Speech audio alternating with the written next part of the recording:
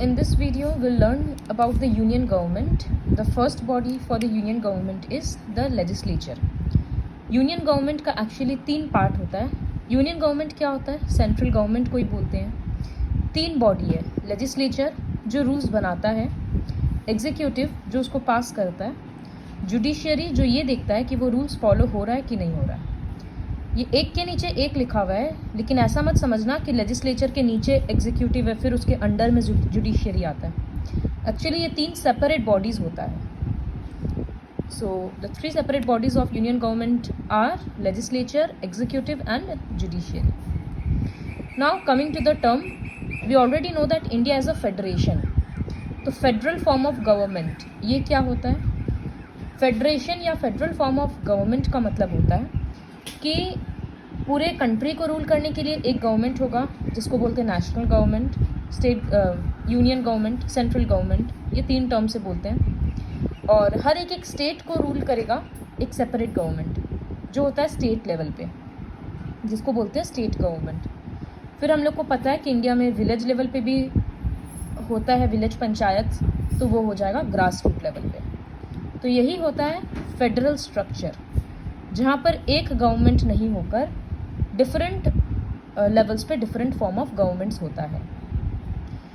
Now, each of the 29 states in India has a government of its own with a governor as the head of the state. जैसे एक country के लिए head president होता है, president होता है, ठीक वैसे ही हर स्टेट के लिए गवर्नर हेड होता है. फिर जैसे एक कंट्री के लिए प्राइम मिनिस्टर है, इंडिया के लिए प्राइम मिनिस्टर है, वैसे ही स्टेट के लिए चीफ मिनिस्टर होता है. फिर हम लोग को पता है प्राइम मिनिस्टर का काउंसिल ऑफ मिनिस्टर्स होता है जिसके साथ वो डिस्कस करके सारा काम करता है. तो वैसे ही चीफ मिनिस्टर के साथ भी उसका काउंसिल ऑफ मिनिस्टर्स होता है.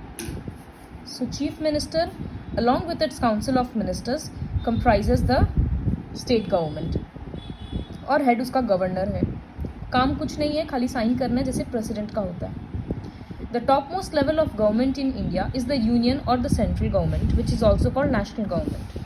It has 3 organs, the legislature, executive and judiciary. तो इसमें हम लोग सिर्फ फर्स्ट ऑर्गन के बारे में पढ़ेंगे जो है लेजिस्लेचर.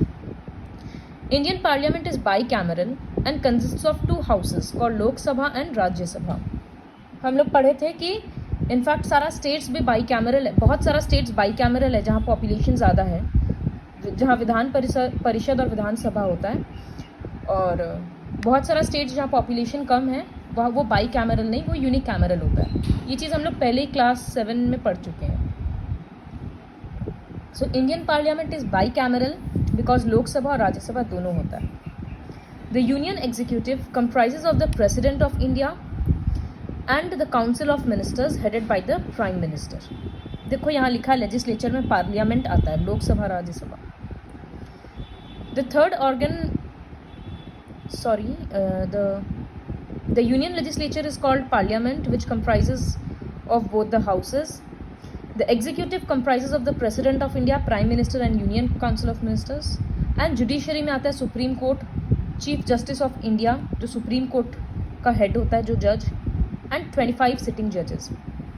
तो ये है overall composition. Now coming to the next topic, union list, state list and concurrent list. So union list क्या होता है?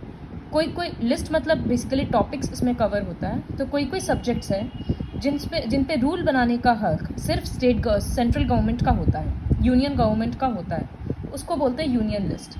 For example defence, foreign affairs, wars, peace, railways, post office, currency, ये सब पे कोई अपना स्टेट अपना अलग करेंसी नहीं निकाल सकता क्योंकि उसका राइट नहीं है. रेलवेज़ में कोई चेंजेस लाना है कोई स्टेट नहीं कर सकता. स्टेट जल्दी से ट्रेन अलग से ऐसे नहीं निकाल सकता है, वो सही यूनियन गवर्नमेंट की हेल्प से ही निकलता है. तो वही है कि कुछ टॉपिक्स है जिस पे रूल सिर्फ यूनियन गवर्नमेंट बना सकता है, वो यूनियन लिस्ट में आता है. इस तरह से 97 सब्जेक्ट्स हैं. स्टेट लिस्ट मतलब उसके बारे में रूल्स सिर्फ स्टेट गवर्नमेंट बना सकता है. उसमें 66 ऐसा टॉपिक्स है जैसे police, local government, public health, sanitation. State in सब में नहीं पड़ता. हर स्टेट सेंट्रल गवर्नमेंट इतना छोटा नहीं देखता है. हर स्टेट का ये अपना रिस्पॉन्सिबिलिटी होता है. Next is the concurrent list which has 52 subjects such as marriage, divorce, transfer of property, agricultural land, ये सब, जिस पे स्टेट और यूनियन दोनों मिलकर लॉज बनाता है। बहुत सारा ऐसा टॉपिक्स है जो रिसेंटली डिस्कवर हो रहा है, तो वो ये तीनों लिस्ट में नहीं है।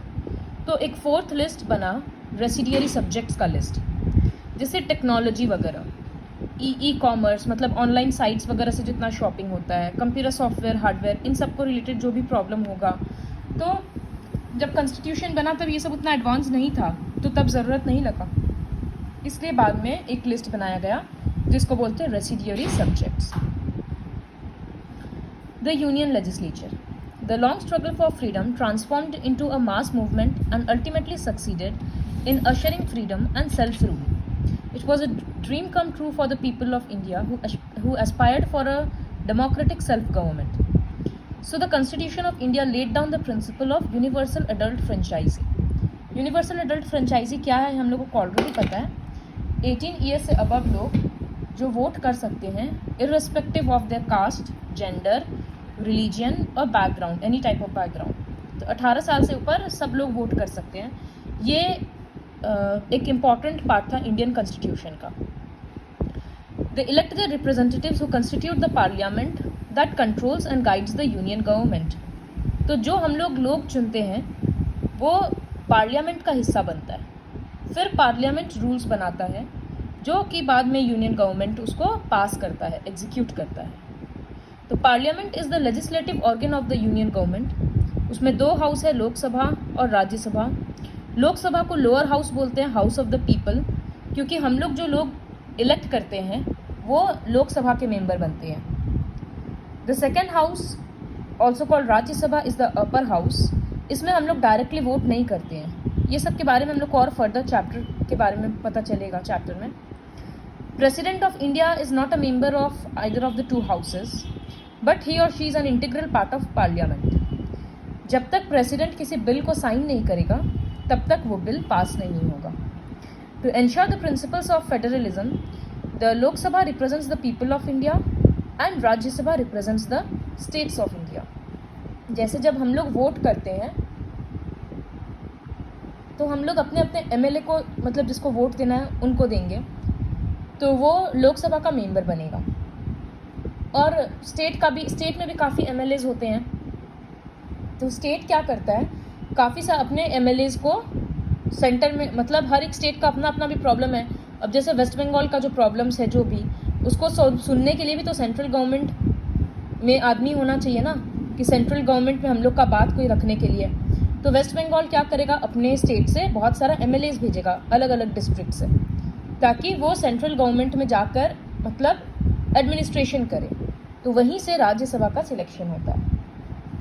इसके बारे में हम लोग और बाद में पढ़ेंगे, क्योंकि सबसे पहला टॉपिक है Lok Sabha, the house of the people. Maximum strength of Lok Sabha is 550, जिसमें से 530 मेंबर्स डायरेक्टली वोटिंग के द्वारा चूज़ किया जाता है और रिमेनिंग 20 मेंबर्स को यूनियन टेरिटरी से सिलेक्ट किया जाता है। Elections are based on secret ballot, और कैंडिडेट जिसको हाईएस्ट नंबर ऑफ वोट्स मिलता है वो उस कंस्टिट्यूएंसी में जीत जाता है। In case the Anglo-Indian community is not represented adequately in the Lok Sabha, तो प्रेसिडेंट डायरेक्टली 2 मेंबर को नॉमिनेट करता है एंग्लो इंडियन कम्युनिटी से। Some seats are reserved for SC/ST, क्योंकि हम लोगों को पता है हर चीज़ में रिजर्वेशन का ज़रूरत है, वैसे इन सब में भी रिजर्वेशन होता है, विमेन के लिए, SC/ST के लिए, इस तरह से। पर्पस क्या है इस रिजर्वेशन का, ताकि बैकवर्ड सेक्शन भी आगे आए, क्योंकि डेमोक्रेसी एक डेवलपमेंट का बहुत इंपॉर्टेंट रोल है, तो सबको अपना आवाज़ रखने का मौका मिलना चाहिए। The reservation of seats for women is also burning topic these days, since half of the population of this country, that is women, have only a negligible representation in the legislature at both the levels. The demand is gaining momentum that women reservation bills should be passed in the parliament. I think I said that women के लिए भी reservation है नहीं, actually वही बात चल रहा है कि women को रिजर्वेशन देना है कि नहीं, क्योंकि हाफ पॉपुलेशन women का है इंडिया में, लेकिन उतनी women मेंबर्स ही नहीं है पार्लियामेंट में, उतना रिप्रेजेंटेशन नहीं है बिल्कुल भी। Qualifications, in order to become a member of the Lok Sabha क्या क्या क्वालिफिकेशंस होना पड़ेगा, सिटीजन ऑफ इंडिया होना ज़रूरी है, 25 ईयर्स एज होना होगा, वोटर्स लिस्ट में नाम होना होगा, he or she must possess such qualifications as may be prescribed under law by the parliament. Parliament के अंडर में कोई भी ऐसा और क्वालिफिकेशन आता है तो वो होना होगा. और he or she must not be a government servant. कोई गवर्नमेंट का जॉब नहीं चलेगा साथ में. Next topic is tenure. Tenure मतलब कितने साल तक कोई लोकसभा में मेंबर रहता है. तो वो 5 साल होता है जनरली. बट अगर लोकसभा ठीक से काम नहीं करेगा तो प्रेसिडेंट उसको डिसॉल्व भी कर सकता है अगर प्राइम मिनिस्टर उसको सजेस्ट करे तो.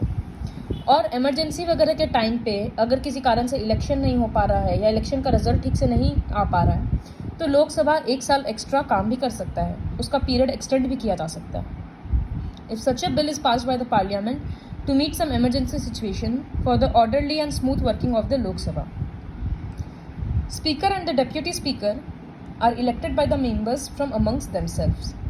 स्पीकर का बहुत सारा फंक्शंस जैसे हम लोग पढ़ेंगे कि कोई भी मीटिंग को एक हेड का ज़रूरत होता है, एक लीडर का ज़रूरत होता है ताकि वो मीटिंग स्टार्ट करे. कौन बोले कौन नहीं बोले वो सब चीज़ सब हैंडल करना पड़ता है. तो वो काम स्पीकर का होता है. उसके एब्सेंस में डेप्यूटी स्पीकर काम करता है. The speaker maintains discipline and decorum of the house. If the situation demands, the speaker can adjourn the house. कोई बहुत सीरियस टॉपिक है, लोग एक दूसरे का बात सुन ही नहीं रहा, बहुत कोशिश हो गया तो स्पीकर मीटिंग को ही ख़त्म कर देगी, एडजर्न कर देगी कि ज़रूरत नहीं है, बाद में शांति से वापस डिस्कस करना तब आओ. All the petitions and documents addressed to the house are received by the speaker.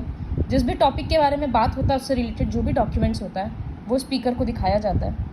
It is the Lok Sabha Speaker who presides over the joint meeting of both the houses of Parliament.